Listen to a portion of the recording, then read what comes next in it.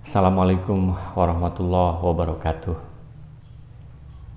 Ara'aital ladzi yukadzibu biddin.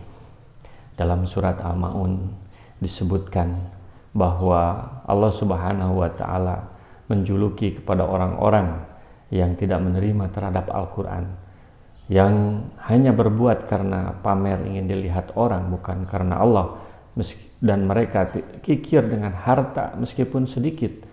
Mereka disebut orang yang tak beragama. Maka dalam surat ini, surat Al-Kafirun, Allah lebih menegaskan lagi. Surat ini turun ketika dakwah Nabi Muhammad SAW terus berkembang. Orang terus berbondong-bondong, bertambah mengikuti ajaran Nabi Muhammad karena mereka melihat apa yang dibawa oleh Nabi Muhammad itu adalah benar, meskipun jumlahnya masih sedikit. Sehingga tentu ini membuat gusar para tokoh-tokoh Mekah yang menentang terhadap Nabi Muhammad pada waktu itu. Mereka menawarkan kedudukan kepada Nabi.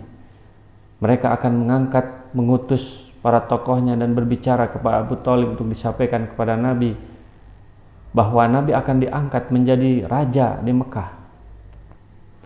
Tetapi harus menghentikan dakwah. Nabi juga akan diberikan istri yang paling cantik, silahkan memilih. Tapi Nabi menolaknya.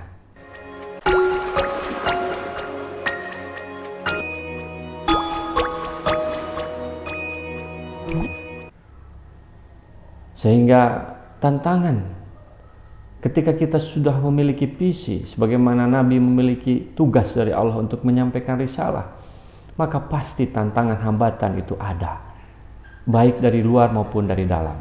Setelah sebelumnya Allah mengingatkan tentang tantangan yang berada dari dalam diri, yaitu berupa kekikiran, berupa tidak ada nilai sosial, kecerdasan sosial, maka di sini Allah juga mengingatkan tentang tantangan yang berasal dari luar, berupa godaan-godaan duniawi, termasuk godaan terhadap prinsip yang dimiliki oleh seseorang yang sudah memiliki visi hidup. Misalnya Nabi pada waktu itu ditawari oleh orang-orang Mekah, baiklah kalau begitu kita toleransi aja, kita berbagi saja, bahwa tahun ini kamu menyembah Tuhan kami dan kamu akan dilibatkan dengan kegiatan-kegiatan kami, kemudian tahun depan kami akan menyembah Tuhan kamu, sehingga kita akan bersama-sama, sehingga kita tidak bertengkar. Maka kata Nabi, tunggu sebentar. Maka turunlah surat Al-Kafirun ini. Allah berfirman, Qul ya ayyuhal kafirun. Katakanlah, hei orang-orang yang kafir. Ini yang berkata adalah Allah. Bahwa apa yang mereka lakukan itu adalah kafir. Meskipun orang Mekah sebenarnya tidak menerima pada waktu itu disebut sebagai orang kafir. Mereka merasa adalah orang yang paling dekat dengan Allah. Ketika mereka mempersembahkan sesajen kepada berhala-berhala, itu mereka tidak meniatkan untuk menyembah berhala itu, tapi justru dia ingin lebih dekat kepada Allah. Dia memberikan makanan sebagian untuk berhalanya, dan mereka niatkan itu untuk Allah, untuk mendekatkan diri. Dan berhala-berhala itu adalah tokoh-tokoh sebelumnya, tokoh-tokoh yang mereka banggakan. Dan waktu itu memang dipengaruhi oleh agama-agama yang terjadi pada waktu itu, di mana ahli kitab menjadikan Isa dan Ujar sebagai putra Allah. Dan mereka juga membuat inovasi dengan menjadikan malaikat dan jin sebagai orang yang menurut mereka paling dekat nasabnya dengan Allah. Tetapi Allah memanggil mereka dengan Qul ya ayyuhal kafirun. La a'budu ma ta'budun. Dengan tegas Allah menyampaikan melalui Nabi Muhammad bahwa aku tidak akan menyembah apa yang kamu sembah. Karena prinsipnya berbeda. Antara api dengan air tidak sama. Boleh jadi mungkin api, mari kita bersatu, atau air mengajak kepada api, mari kita bersatu. Maka yang terjadi adalah apinya akan padam. Beda-bedanya tipis saja.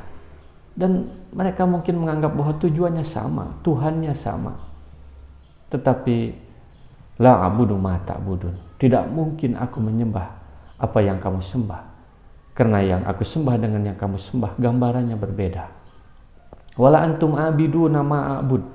Ketika kamu tidak mau mengikuti Nabi Muhammad, tidak mau mengikuti petunjuk Al-Quran, maka sama saja bahwa kamu tidak bisa menyembah apa yang aku sembah. Karena cara beribadahnya berbeda. Wala ana abidu ma abadtum. Ini 2 kali penegasan bahwa kami tidak bisa menyembah apa yang kamu sembah. Wala antum abiduna ma abud. Ditegaskan lagi bahwa kamu tidak mungkin menyembah apa yang kamu sembah dengan apa yang kamu lakukan itu.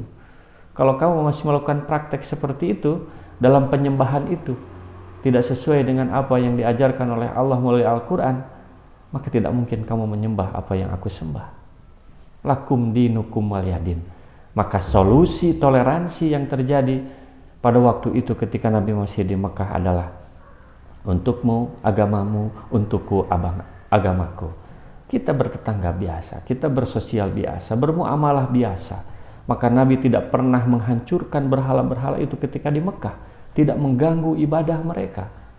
Kamu di sana, aku di sini, untukmu agamaku, untukku agamaku, untukmu agamamu, untuk kalian agama kalian. Silakan, kita bebas masing-masing melaksanakan ibadah itu. Justru dengan seperti itu terjadi toleransi, terjadi kebersamaan dalam perbedaan, daripada masing-masing memaksakan sesuai dengan apa yang diharapkan. Karena jelas berbeda antara apa yang dibawa oleh Nabi, yaitu ajaran Islam, sehingga orang yang meluk sebagai muslim, dan apa yang mereka bawa.